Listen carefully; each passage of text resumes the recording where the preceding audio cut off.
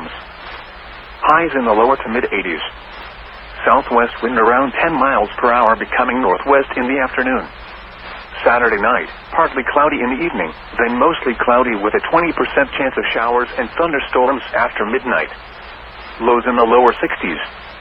Northwest wind around 5 miles per hour, becoming east after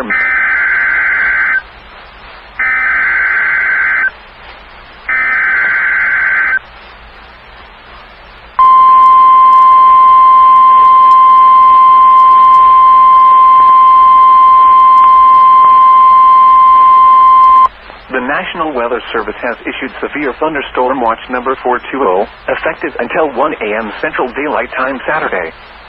This watch includes the following counties in Minnesota: Cass, Crow Wing, Morrison, Otter Tail, Todd, and Wadena. Remember, a severe thunderstorm watch means the conditions are favorable for the development of severe weather, including large hail and damaging winds in and close to the watch area. While severe weather may not be imminent, persons should remain alert for rapidly changing weather conditions and listen for later statements and possible warnings. Stay tuned to NOAA Weather Radio, commercial radio and television outlets, or internet sources for the latest severe weather information.